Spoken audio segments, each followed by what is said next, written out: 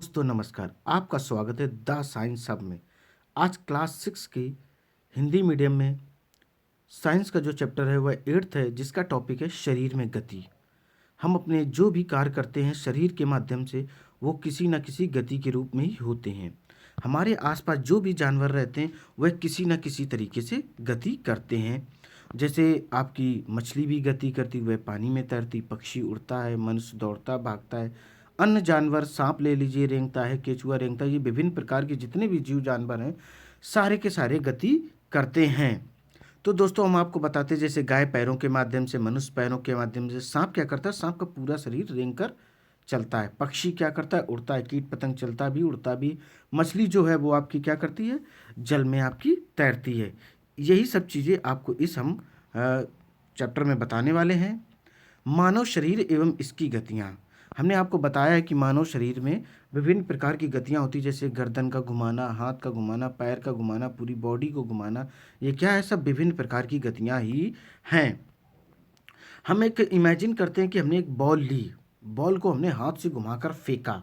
जब हम हाथ से घुमाकर फेंकते हैं तो क्या होता है दोस्तों कि पूरा का पूरा जो आपका हाथ है वह घूम जाता है, कलाई भी घूम जाती है।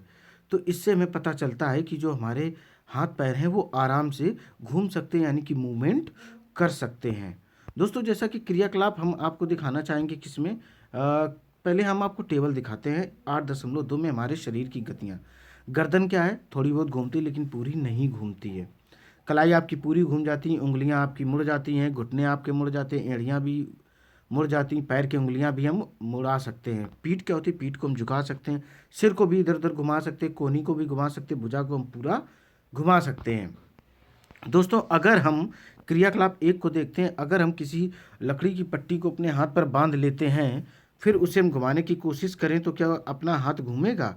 ये हम आपको ज़रूर बताएंगे। अगर हम लकड़ी की पट्टी अपने हाथ में बांध लेंगे तो स्वाभाविक है अपना हाथ मुड़ नहीं पाएगा, घूम नहीं पाएगा, जैसा कि आपको चित्र 8.1 में दिखाया गया है। अब दोस्तों हम देखते हैं कि जैसे हमारी गर्दन मुड़ जाती है, हाथ हमारे मुड़ जाते हैं, कोहनी मुड़ जाती हैं, ये किसके माध्यम से जुड़ी होती हैं? जिन माध्यमों से ये जुड़ी होती है, जिनसे जुड़ी होती है, उस स्थानों को हम क्या कहते हैं? संधि कहते हैं। यदि हमारे शरीर में कोई संधि ना होती तो हम अपने शरीर के किसी भी अंग को हम घुमा नहीं पाते। वास्तव में इन संधियों की कौन सी वस्तु परस्पर बांधती है? अपनी अंगुली द्वारा अपने सिर, चेहरे, गर्दन, नाक, कान, कंधे के पीछे, हाथ, पैर, अंगुली एवं पैरों की उंगलियों को दबाइए। क्या आप ऐसा अनुभव हुआ है कि आपकी उंगली किसी कठोर वस्तु को दबा रही है? ये कठोर संरचनाएं अस्थियां हैं। अपने शरीर के अन्य भागों में अपने शरीर के अन्य भागों में इस क्रिया को दोहराइए। इतनी सारी जो अस्थियां हैं, जब अस्थियों को नहीं मोड़ा जा सकता था तब हम अपनी कोहनी को कैसे मोड़ लेते हैं? हाथ के ऊपरी हिस्से से लेकर कलाई तक एक लंबी अस्थि नहीं होती, फिर भी हम इनको आराम से मोड़ते हैं, घुमाते हैं। ठीक है दोस्तों, अब आते हैं, पढ़ते हैं कंदुक खलिका संधि। कंदुक खलिका संधि के बारे में हम आपको बताएंगे। क्रियाकलाप दो। कंदुक खलिका संधि। कागज की एक पट्टी को एक बेलन के रूप में मोड़िए। रबड़ अथवा प्लास्टिक की एक पुरानी गेंद में एक छेद करके उसमें मोड़े हुए कागज को बेलन जैसा डालिए, बेलन की तरीके, जैसा कि चित्र 8.2 में दिखाया गया। हम 8.2 आपको दिखाते, देखिए देखिए। कंदुक खलिका संधि बनाना। कटोरी, गेंद, कागज का बेलन। अब देखिए ये कागज का जो बेलन है आराम से घूम सकता है गेंद की सहायता से। कटोरी में वह सुरक्षित भी रखा रहेगा। गेंद को एक छोटी कटोरी में रखकर चारों ओर घुमाने का प्रयास कीजिए। क्या गेंद कटोरी में स्वतंत्र रूप से घूमती है? क्या कागज का बेलन भी घूमता है?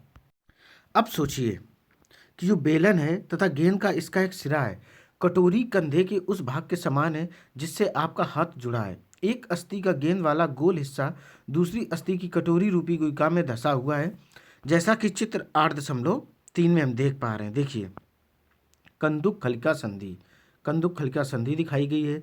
जांग की अस्थि, श्रोणीय अस्थि, जांग की हड्डी को हम आराम से आगे पीछे घुमा सकते, यानी कि पैरों के माध्यम से ही हम लोग दौड़ते भागते हैं।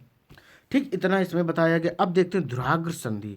धुराग्र संधि का क्या है? गर्दन से। गर्दन कैसे आपके सिर से जुड़ी और कैसे गर्दन आपकी घूमती। गर्दन तथा सिर को जोड़ने वाली संधि धुराग्र संधि कहलाती है। इसके द्वारा सिर को आगे पीछे दाएं बाएं हम आराम से घुमा सकते हैं। देखिए चित्र 8.4 में दिया गया है। चित्र 8.4 में दुराग्र संधि आपको दिखाई गई और इसमें बताया गया है कि खलिका संधि द्वारा जुड़ी और पूर्णतः वृत्ताकार रूप में इसे हम घुमा सकते हैं। हाथ को पूर्णतः वृत्ताकार संधि से घुमा सकते हैं, लेकिन सिर को हम आगे पीछे ऊपर नीचे दाएं बाएं घुमा सकते हैं। अब बात करते हैं हिंज संधि। हिंज संधि आपने दरवाजा देखा होगा, उसे कैसे खोलते कैसे बंद करते, उसके कब्जों को आप ध्यान से देखिए। अब देखते हैं दोस्तों क्रियाकलाप 3, कब्जे की गति के प्रकार को देखिए। एक मोटे कागज अथवा गत्ते का एक बेलन बनाइए, जैसा कि चित्र 8.5 में दिखाया गया है। देखिए हमने बनाया 8.5 में हिंज जैसी संधि द्वारा गति, फिर हम इसको आगे पीछे घुमाते हैं तो इससे क्या होता है, देखिए घुटने की जो आपकी हड्डी जुड़ी होती है वो हिंज संधि के द्वारा जुड़ी होती है। ठीक है, हिंज संधि के द्वारा जुड़ी होती है, जिसको हम आराम से घुटने को ऊपर नीचे हम या कोहनी को घुमा सकते। कोहनी और घुटने की हड्डी जो जुड़ी होती वह हिंज संधि के माध्यम से ही जुड़ी होती है। आगे भी हम आपको बताते हैं। अब देखिए अचल संधि। अचल संधि क्या होती है? जो चल ना सके, मूवमेंट ना कर सके। हमारे सिर की अस्थियों के बीच की कुछ संधियां उन संधियों से भिन्न हैं जिनकी चर्चा हमने अब तक की है। ये अस्थियां इन संधियों पर हिल नहीं सकती। ऐसी संधियों को अचल संधि कहते हैं। जब आप अपना मुंह खोलते हैं तो आप अपने निचले जबड़े को सिर से दूर ले जाते हैं। अब अपने ऊपरी जबड़े को हिलाने का प्रयास कीजिए। क्या आप इसे गति दे पाते हैं? ऊपरी जबड़े एवं कपाल के मध्य अचल संधि है। हमने केवल कुछ संधियों की ही चर्चा की है, हमारी अस्थियों को एक दूसरे से जोड़ती हैं। दोस्तों, यदि आप एक गुड़िया बनाना चाहते हैं तो आप पहले क्या बनाएंगे? संभवतः गुड़िया को एक आकृति प्रदान करेंगे, एक ढांचा तैयार करेंगे। ऐसे ही मनुष्य का भी एक ढांचा होता है, जिसे हम आपको दिखाते हैं चित्र 8.7 में, मानव कंकाल। आप देख रहे हैं, और ये सब आपने एक्सरे में कहीं ना कहीं देखा होगा। क्या कभी आपका अथवा आपके परिवार के किसी सदस्य का एक्सरे हुआ है? कई बार चोट लगने पर चिकित्सक एक्सरे करवाते हैं, जिससे उन्हें अस्थियों को हुई संभावित क्षति के विषय में जानकारी प्राप्त होती है। एक्सरे चित्र से हमारे शरीर की अस्थियों की आकृति का पता चलता है। अपने हाथ के अग्र एवं ऊपरी भाग तथा पैर के निचले एवं ऊपरी भाग की अस्थियों को अनुभव कीजिए। प्रत्येक अंग की अस्थियों की संख्या का पता लगाइए। अपने घुटने और कोहनी की अस्थियों का ठीक इसी प्रकार अनुभव करें। हम आपको एक एक्सरे चित्र दिखाते हैं। ये देखिए, टखने एवं घुटने की संधियों के एक्सरे का चित्र दिया गया, कैसे आपका टखना या घुटना जुड़ा हुआ और ये कैसे मूवमेंट करता है, चित्र 8.8 में दिया गया है। अपनी उंगलियों को मोड़िए। हम लोग मोड़ते हैं और उन्हें प्रत्येक संधि स्थल पर मोड़ सकते हैं। जहाँ से ज्वाइंट होते हैं वहाँ से हम अपनी उंगलियों को मोड़ सकते हैं, जैसा कि चित्र 8.9 में दिया गया। हाथ की अस्थियाँ दी गई, देखो कैसे चित्र दिया गया, ज्वाइंट दिए गए, आराम से मुट्ठी बांध सकते और मुट्ठी खोल सकते हैं। ये सब हम अपनी उंगलियों से करते हैं। अब आते हैं क्रियाकलाप 4 में। गहरी सांस भरकर इसे कुछ समय तक रोकिए। अपने वक्ष एवं पीठ को हल्के से दबाइए। अपनी अस्थियों का अनुभव कीजिए। जितनी पसलियों को आप गिन सकते गिन लीजिए। हम आपको चित्र 8.10 दिखाते हैं। देखिए, पसली पिंजर का कार्य क्या होता है? हृदय की सुरक्षा प्रदान करना। टोटल 12 एक साइड में होती हैं और 12 एक साइड में, यानी कि टोटल 24 आपकी पसलियाँ होती हैं। पसलियाँ विशेष रूप से मुड़ी हुई हैं। वे वक्ष की अस्थि एवं मेरुदंड से जुड़कर एक बक्से की रचना करती है, जिसे हम शंख रूपी बक्से को पसली पिंजर कहती हैं। और ये 12 होती हैं संख्या में, और टोटल कितनी होती है? 24, एक साइड 12 होती हैं। अपने कुछ मित्रों को बिना घुटने मोड़े झुककर अपने पाँव की उंगलियों को छूने के लिए बोलिए। क्या यह चिकनी, समतल अथवा अखंड है? अपनी उंगलियों को अपने मित्र की गर्दन से प्रारंभ करके उसकी पीठ पर नीचे की ओर लाइए। आपके द्वारा अनुभव की गई संरचना मेरुदंड है, और इसमें टोटल हड्डियां कितनी होती? 33 होती है, यानी कि 33 हड्डियों से बनी होती है, और इसको हम रीढ़ की हड्डी भी कहते हैं। यदि मेरुदंड केवल एक ही अस्थि का बना होता तो क्या आप मित्र इस प्रकार झुक सकता था? बिल्कुल नहीं झुक पाते, हड्डी टूट जाती। देखिए चित्र 8.11 में मेरुदंड का चित्र दिया गया। इसमें देख लीजिए कितनी हड्डियां आपको दी गई हैं। ठीक, आगे हम आपको बताते हैं। ये देखिए, ये कंधे की अस्थियां दी गई हैं। कंधे की अस्थियों में क्या होता है कि आराम से हम कंधे को खूब घुमा सकते हैं, चाहे आप आगे की तरफ घुमाएं चाहे पीछे की तरफ घुमाएं। ये देखिए चित्र में ज्वाइंट भी दिखाया गया है। अब चित्र 8.3 को देखते, ध्यानपूर्वक देखते। यह संरचना श्रोणी अस्थियां हैं। ये बॉक्स के समान एक ऐसी संरचना बनाती हैं जो आपके अमाशय के नीचे पाए जाने वाले विभिन्न अंगों की रक्षा करता है। ये कूल्हे वाला हिस्सा है जिसके सारे आप बैठ सकते हैं। चित्र 8.13 को आप देखिए। चित्र 8.13 में देखिए श्रोणि अस्थियाँ। अब आपने श्रोणि अस्थि का मैंने आपको चित्र दिखाया है। हाँ, ये देखिए श्रोणि अस्थि का 8.13 में दिया गया है। आपकी खोपड़ी अनेक अस्थियों के एक दूसरे से जुड़ने से बनी है। चित्र हम आपको 8.14 दिखाएंगे। यह हमारे शरीर के अति महत्वपूर्ण अंग है। मस्तिष्क को परिबद्ध करके उसकी सुरक्षा करती है। ये देखिए चित्र 8.4 मानव खोपड़ी। आपने कहीं ना कहीं टीवी फोन में कहीं ना कहीं इसको देखा भी होगा। ये इसको बोलते हैं मानव खोपड़ी। अब देखिए आगे बहुत सी अस्थियों तथा संधियों के बारे में चर्चा की है। कंकाल के कुछ अतिरिक्त अंग भी हैं जो हड्डियों जितने कठोर नहीं होते, जिन्हें मोड़ा जा सकता है। उन्हें हम उपास्थि कहते हैं। अपने कान को स्पर्श कीजिए। क्या आप किसी कठोर अस्थि भाग का अनुभव करते हैं जिसे मोड़ा जा सके? चित्र देखिए 8.15। कान के ऊपरी भाग को भी हम टच करते हैं और कर्ण पाली यानी कि कान के निचले हिस्से को भी हम टच करते हैं। देखते हैं कि जो ऊपरी हिस्सा है वह थोड़ा सा मजबूत है, कठोर है, लेकिन निचला जो हिस्सा है वो बिल्कुल भी कठोर नहीं होता है। ठीक है दोस्तों, इसी तरीके से हमने देखा है कि मानव कंकाल अनेक अस्थियों, संधियों एवं उपास्थियों से मिलकर बना है। आप उनमें से बहुत को देख सकते हैं, मोड़ सकते हैं अथवा गति दे सकते हैं। अपनी नोटबुक में कंकाल का एक चित्र बनाइए। हमने अपने शरीर की उन अस्थियों एवं संधियों के विषय में जानकारी प्राप्त कर ली है। हम मुट्ठी बांधते हैं, खोलते हैं, अंगूठे को भी पकड़ते हैं। ठीक है, अगर हम मुट्ठी बांधे जैसा कि चित्र 8.17 में दिया गया है, मुट्ठी बांधे और इस तरीके से हम हाथ उठाते हैं जैसा कि चित्र ए में दिया गया है, तो आप देखेंगे कुछ मांसपेशी का उभरा हुआ हिस्सा है। उभरा हुआ हिस्सा है क्योंकि जगह कम है, इसलिए ये हिस्सा उभर गया है। फिर हम हाथ नॉर्मल कर देते तो यह मांसपेशी एकदम नॉर्मल हो जाती है। देखिए, क्या आप अपनी ऊपरी भुजा में कुछ परिवर्तन अनुभव करते हैं? दूसरे हाथ से इसे छू कर देखिए। क्या आपको कोई उभरा हुआ भाग दिखाई देता है? इसे पेशी कहते हैं। संकुचित होने के कारण पेशियां उभर आती हैं। अब आप अपने हाथ को पुनः सामान्य स्थिति में लाइए।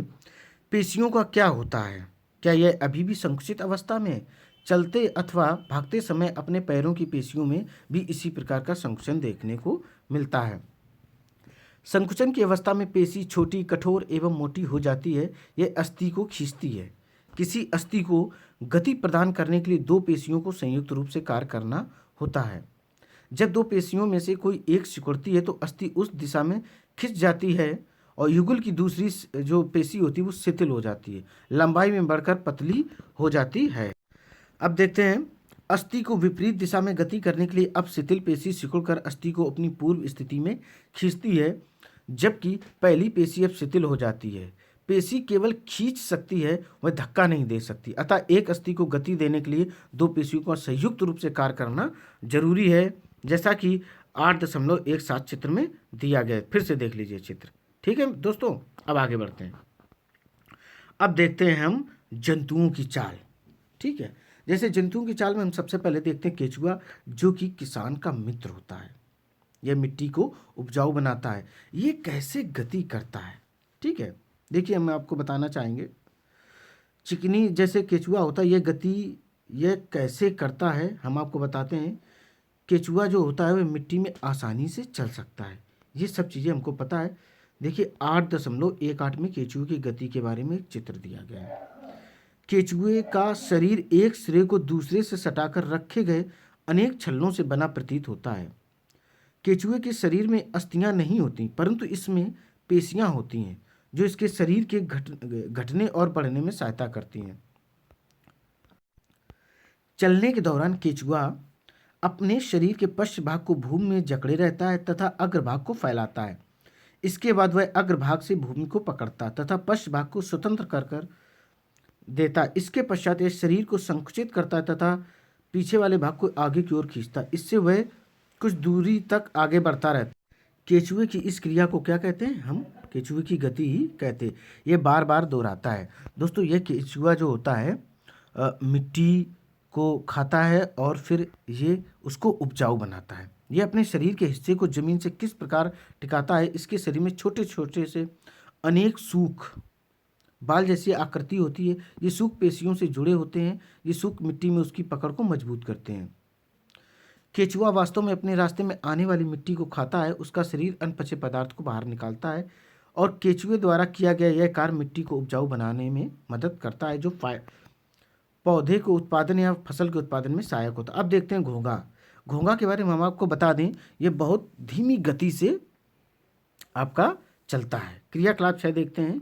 इसका जो कवच होता है और यह घोंघे का बाह्य कंकाल है, परंतु यह अस्थियों को बना नहीं होता। यह कवच एकल एकक होता है। यह घोंघे को चलने में कोई सहायता प्रदान नहीं करता है। यह घोंघे के साथ खिंचता जाता है।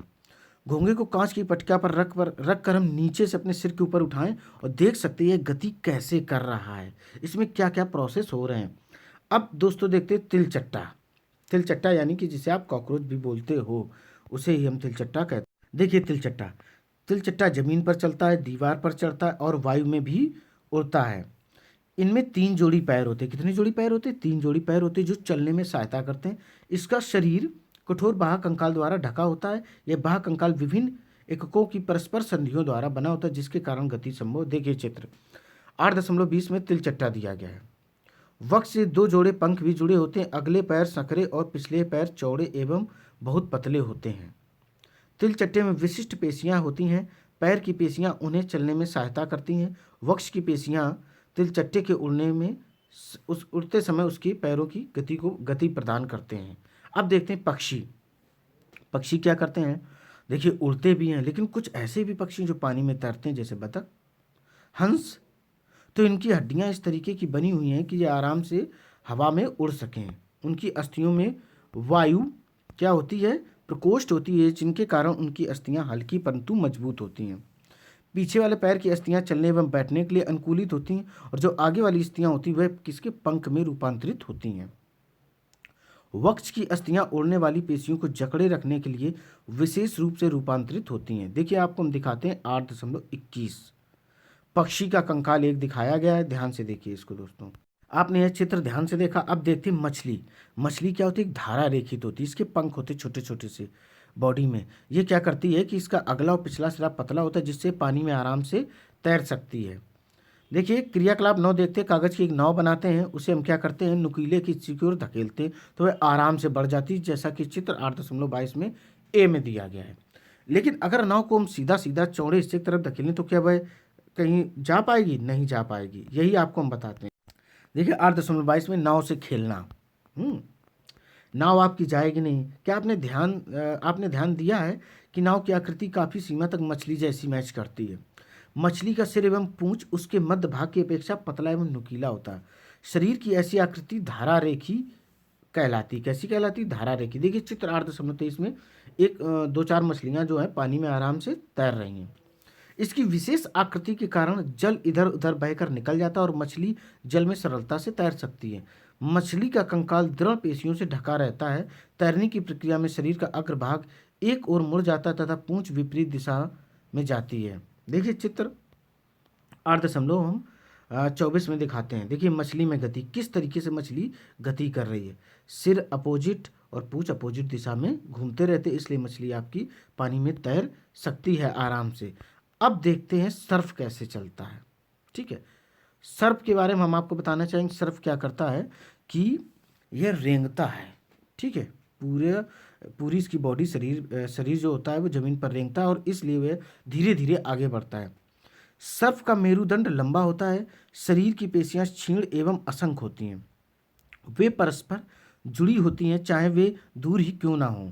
पेशियां मेरुदंड, पसलियों एवं त्वचा को भी एक दूसरे से जोड़ती हैं। सर्प का शरीर अनेक वलय में मुड़ा होता है। इसी प्रकार सर्प का प्रत्येक वलय उसे आगे की ओर धकेलता है। इसका शरीर अनेक वलय बनाता है और प्रत्येक वलय को आगे धक्का देता है। इस कारण आपका सर्प क्या करता है? बहुत तेजी से गति करता है, परंतु सरल रेखा में नहीं, ये घूम घूम के गति करता है। हमने विभिन्न जंतुओं की गति के बारे में पढ़ा है, समझा है, जाना है। अब देखते हैं हम आपको क्या बताते हैं। देखिए दोस्तों, यहीं पर आपका ये चैप्टर खत्म होता है। ये प्रमुख आपके शब्द रहे, इनको आप पढ़ लीजिए। मैंने आपको समझाया भी कि मेरुदंड क्या होता है, कंदुक खलिका संधि क्या है, सूक क्या है, उपास्थि, गुहिका, अचल संधि, जंतुओं की चाल, हिंज संधि, पेशी, बाह्य कंकाल, श्रोणी, अस्थियां, धुराग्र संधि, पसली, पिंजर, कंधे की अस्थियां, कंकाल, धारा रेखी इत्यादि मैंने आपको बताया है। अब देखते हैं चैप्टर के सारांश को। सारांश पढ़ना बहुत इंपॉर्टेंट है। पूरे चैप्टर का आपको इसमें सारांश यानी कि सेंट्रल आइडिया मिल जाएगा कि इसमें क्या क्या दोस्तों दिया गया है। देखिए, अस्थि एवं उपास्थि मानव कंकाल बनाते हैं। ये शरीर का पिंजर बनाता है और इसे एक आकृति भी देता है। कंकाल चलने में सहायक है और आंतरिक अंगों की सुरक्षा करता है। मानव कंकाल खोपड़ी, मेरुदंड, पसलियाँ, वक्ष की अस्थि, कंधे एवं श्रोणी मेखला तथा हाथ एवं पांव की अस्थियों से बनता है। पेशियों के जोड़े के एकांतर क्रम में सिकुड़ने एवं फैलने से अस्थियां गति करती हैं। अस्थियों की संधियां अनेक प्रकार की होती हैं। यह उस संधि की प्रकृति एवं गति की दिशा पर निर्भर करता है। पक्षियों की दृढ़ पेशियां तथा हल्की अस्थियां मिलकर उन्हें उड़ने में सहायता करती हैं। ये पंखों को फड़फड़ाकर उड़ते हैं। मछली शरीर के दोनों ओर एकांतर क्रम में वलय बनाकर जल में तैरती है। सर्प अपने शरीर के दोनों ओर एकांतर क्रम में वलय बनाते हुए भूमि पर वलयाकार गति करता हुआ आगे की ओर फिसलता है। बहुत सारी अस्थियां एवं उससे जुड़ी पेशियां शरीर को आगे की ओर धक्का देती हैं। तिलचट्टे का शरीर एवं पैर कठोर आवरण से ढके होते हैं जो बाह्य कंकाल बनाता है। वक्ष की पेशियां 3 जोड़ी पैरों एवं 2 जोड़ी पंखों से जुड़ी होती हैं जो तिलचट्टे को चलने एवं उड़ने में सहायता करती है। केंचुए में गति शरीर की पेशियों की बारी बारी से विस्तरण एवं संकुचन से होती है। शरीर की अधा सतह पर सूख केंचुए को भूमि पर पकड़ बनाने में सहायक है। घोंगा पेशीपात की सहायता से चलता है। अब आते हैं दोस्तों अभ्यास प्रश्न पर। तो अभ्यास प्रश्न में पहले जो प्रश्न दिया गया है वह दिया गया है रिक्त स्थान का नंबर देखते हैं। अस्थियों की संधियां शरीर को गति में सहायता करती हैं। इस जगह क्या है, क्या गति। खा नंबर देखते हैं। अस्थियां एवं उपास्थि संयुक्त रूप से शरीर का कंकाल बनाते हैं। ठीक है। गा नंबर देखते हैं। कोहनी की अस्थियां हिंज संधियों द्वारा जुड़ी होती। इस जगह क्या आएगा, हिंज संधि। घा नंबर देखते हैं। गति करते समय मांसपेशी के संकुचन से अस्थियां खिंचती हैं।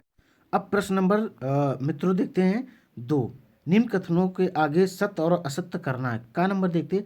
सभी जंतुओं की गति एवं चलन बिल्कुल एक समान होता है। गलत, क्योंकि मछली तैरती है, पक्षी उड़ता है, मनुष्य दौड़ता है। ठीक है। खा नंबर देखते हैं। उपास्थि अस्थि की अपेक्षा कठोर होती। गलत। देखिए उपास्थि हड्डी में कितना अंतर होता है। हाँ, उपास्थि कान की हो गई, ये ज्वाइंट हो गया। हड्डी आपकी हाथ की हो गई, पैरों की हो गई। अब देखते गा नंबर। अंगुलियों की अस्थियों में संधि नहीं होती। होती है संधि, तभी तो हम लोग मोड़ सकते हैं अंगुलियों को। अब आते घा नंबर। अग्रभुजा में 2 अस्थियां होती हैं। सत्य है। अड़ा नंबर देखते। तिलचट्टों में बाह्य कंकाल पाया जाता है। एकदम सत्य है, बाह्य कंकाल तिलचट्टों में पाया जाता है। अब देखते हैं प्रश्न नंबर 3। इनको कॉलम को मिलाना है। ऊपरी जबड़ा। ऊपरी जबड़ा क्या है हम आपको बताने जाएंगे। ऊपरी जो जबड़ा है वह एक अचल संधि है। मछली क्या होती है, मछली के बारे में बताएंगे। इसके शरीर पर पंख होते हैं। शरीर इसका कैसा होता है, रेखी होता है। पसलियाँ क्या होती, हृदय की सुरक्षा करती। घोंगा क्या होता है, बहुत धीमी गति से चलता है। तिलचट्टा क्या करता है, इसमें बाह्य कंकाल भी होता है और यह हवा में भी उड़ सकता है। अब प्रश्न नंबर देखते हैं 4। कंदुक खलिका संधि क्या है। तो कंदुक खलिका संधि की बात करें, यह एक ऐसी संधि जो जुड़े हुए भाग को सभी दिशाओं में घुमाने की अनुमति देता है, कंदुक खलिका संधि कहते हैं। जैसे कंधे और हाथ का जोड़। फिर से हम बता दें, यह एक ऐसी संधि है जो जुड़े हुए भाग को सही दिशाओं में घुमाने की अनुमति देता है, कंदुक खलिका संधि से हम कहते हैं। जैसे कंधे और हाथ का जोड़। अब का नंबर। कपाल की कौन सी अस्थि गति करती है। तो कपाल में केवल निचला जो आपका जबड़ा है वही हम घुमा सकते हैं, चाहे तो आप महसूस करके कोशिश कर सकते हैं इसको। गा नंबर। हमारी कोहनी पीछे की ओर क्यों नहीं मुड़ सकती। कोहनी हिंज संधि का उदाहरण है, यानी कि हिंज संधि के माध्यम से ही जुड़ी होती, जो केवल एक ही दिशा में गति अनुमति देती है, यानी कि गति करती। इसलिए हम अपनी कोहनी को पीछे की ओर नहीं मोड़ सकते। दोस्तों उम्मीद है ये वीडियो आपको पसंद आया होगा। दोस्तों वीडियो पसंद आए उसे लाइक करें, सब्सक्राइब करें और शेयर करें। आपको आगे भी इसी तरीके के वीडियो आपके लगातार मिलते रहेंगे एनसीईआरटी के। और कुछ समय बाद आपको हम पूरे रेलवे ग्रुप डी के आपके साइंस के क्वेश्चन कराने वाले हैं। थैंक यू दोस्तों। एंड वीडियो को लाइक करें, सब्सक्राइब करें एंड शेयर करें।